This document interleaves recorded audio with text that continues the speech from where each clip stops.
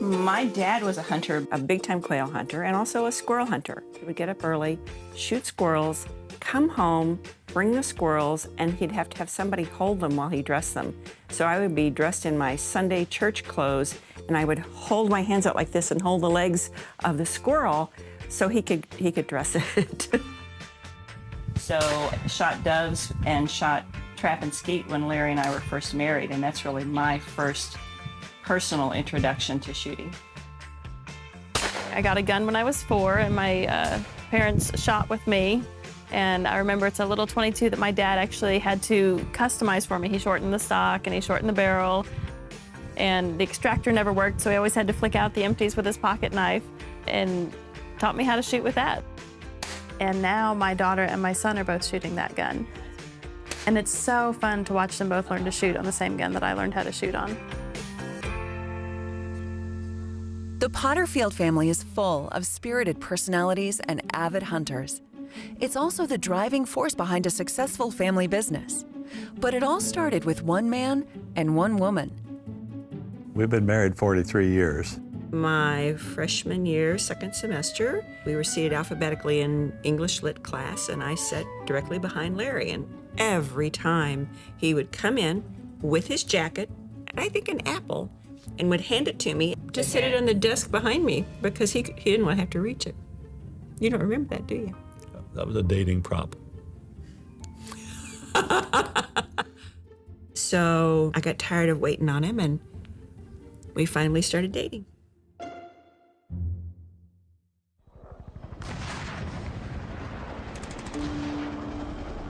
The Vietnam War was going on. That was somewhere in our junior year. I knew that he would be drafted. This was a national draft number, so they picked a birthday and drew a number, so everybody in America born on January 16 was number 121. And I can still remember sitting in the living room with my parents watching that on TV, and can still tell you he was number 121. I mean, that's one of those numbers you just never forget. January 16th is 121.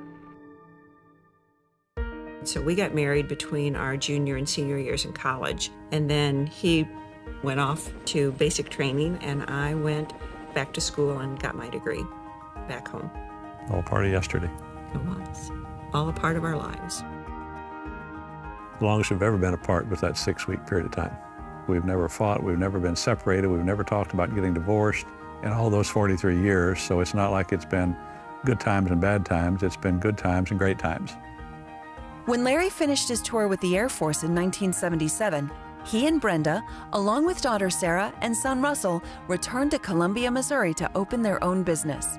MidwayUSA began as a small gun shop named Ely Arms, Inc.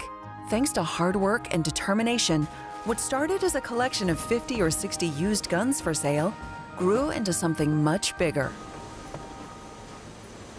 It was originally a retail store with guns and shooting accessories. We developed a catalog that was originally called Com Load Report, Commercial Loaders Report, which was simply for commercial reloaders. And then the law was passed in 1984 that said that you could sell ammunition and brass to the general public. Before that date, you could only sell brass and ammunition to licensed dealers. So once that change was made, we could sell it to a guy across the street or a guy across the state line. That really made the business expand quite quickly. When we came here, Sara was 11 months old, and he would work 18 hours a day. You open a business, you're going to spend a lot of time. And I was home with an 11-month-old and a 3-year-old. So he would come home from work. I would do the books at night when we first got started, and as soon as the kids got in school, I was working in the office, so we see each other all day and all night. A family business is not 40 hours, it's 60 hours or 70 hours, and issues come home and they're resolved around the kitchen table. So it's been really good, I think. Never terribly hard, sometimes a little hard. Always fun. Today, MidwayUSA sells hunting and firearm-related products nationally and internationally. Through 36 years of growth and change, the business has remained all in the family. Now that Sara is heavily involved in the company, it doesn't look like that's going to change anytime soon. Well, I started working at Midway when I was 5, or maybe when I was 4. When we were reloading some 8mm Japanese Nambu ammo, my dad would reload it, and then my brother and I would take it and put it in the styrofoam containers and put it into boxes. And then my mom's job was to put the labels on the boxes. And so, I mean, you can imagine this 4-year-old that had little rubber gloves on. So I've worked here really since the beginning. When I went away to college, I thought that I was going to study equine science and be like a vet, but when you have a family business, it's awfully hard to leave that. So I got my business administration degree and came back and started working in the marketing department. Eliza, at 7 years old, knew what the word strategic planning meant. And would ask Grandpa if we were going to do strategic planning. We've got people who have been here for, 26 years, I think is our longest running employee. I mean, it's like growing up with additional family members. We knew everybody, and my mom, even to this day, there are still people in the warehouse that call her mom. She has always played the role of matriarch in the business from the time when there was just 3 or 4 employees till where there's 500 today. She pays a lot of attention to detail. She cares very deeply for the people that are here, but she's played a hugely, hugely instrumental role in keeping the organization together, keeping the employees satisfied, and helping the organization do the right thing. Working with my parents is pretty amazing. I mean, we have our challenges, as any family would, but every day I get to come to work and I get to be with my family. It's really unusual that we can work together, but it's a delight that we can do it. They don't have the job because they have the blood. They have the job because they're the right people to have it. 2 things remain constant in my life, and that's horses and guns. I got my first horse when I was 14, and those 2 things have driven my life a lot. Very, very proud of Sara. She is such a self-sufficient woman who tackles problems that most women would never tackle, who isn't afraid of anything because of what hunting has taught her. Sara is a hunter. She's a tomboy from day one, always wanted to do what Daddy did. Sara and I, the bond that hunting gives us is just unbelievable. I push her because she has a tendency to say, oh, I can't do that. And I say, you know what, Mama? Yes, you can. Hunting keeps me focused and keeps me moving and doing what I need to do to stay healthy and stay strong. Dad's fun to hunt with as well. We will occasionally let him go with us. Sara and I always try to do at least 1 hunt a year together, away from everybody else. We've been to Africa and Mongolia and Canada, South America, Alaska. Oh, we went to Hungary and shot roe deer. Mexico, yeah.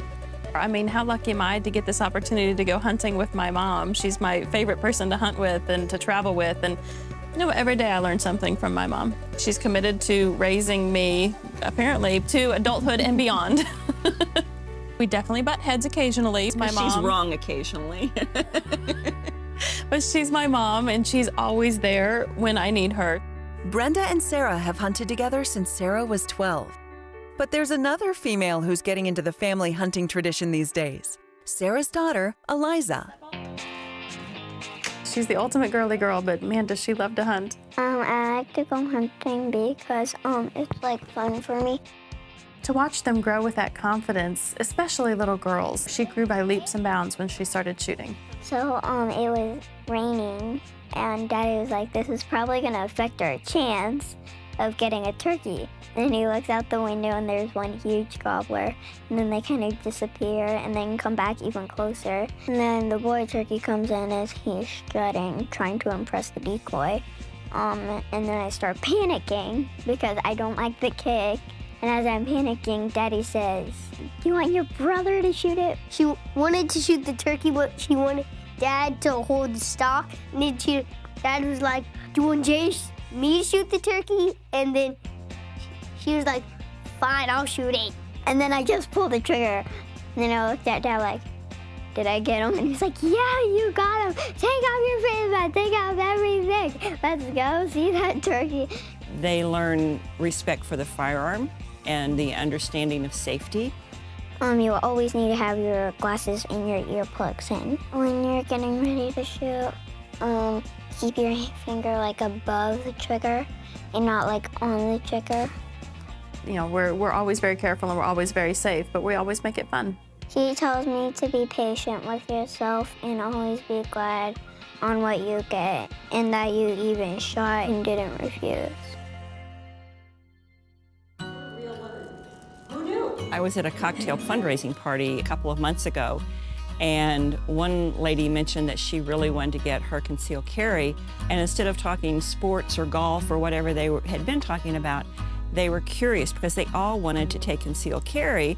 There were lawyers and doctors' wives there, and they felt like they needed the protection but didn't know who to ask. So a lot of it is, once the word gets out and people know who they can talk to, there are a lot of women out there that really, really are interested. I guess we've always understood the importance of the Second Amendment and the NRA. If you believe in the future of America, you really have to support the NRA, and you have to find ways that you can support them that maybe other people wouldn't. It's really nice that more and more women are understanding, because we need all the support we can get.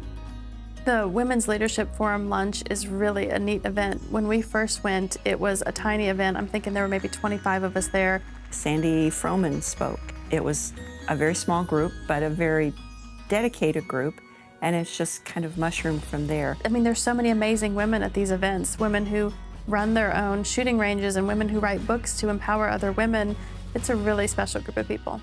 The ladies have a lot of influence that we don't give them credit for. You're introducing the shooting sports in your own ways to your own audiences, and the NRA is really proud to support you in that effort. They influence the children, they influence the grandchildren, and the more women you get involved, the more people, it's kind of like a snowball. And I think we're at the beginning of that snowball, and it's beginning to roll, and look out, world, because we're going to get big. It takes a village to raise kids, and the village that I'm choosing to help raise my children are all hunters, and they're raising my kids up in a way that I love. A woman hunter that really isn't just someone who pulls the trigger, but someone who understands the species, understands the hunt.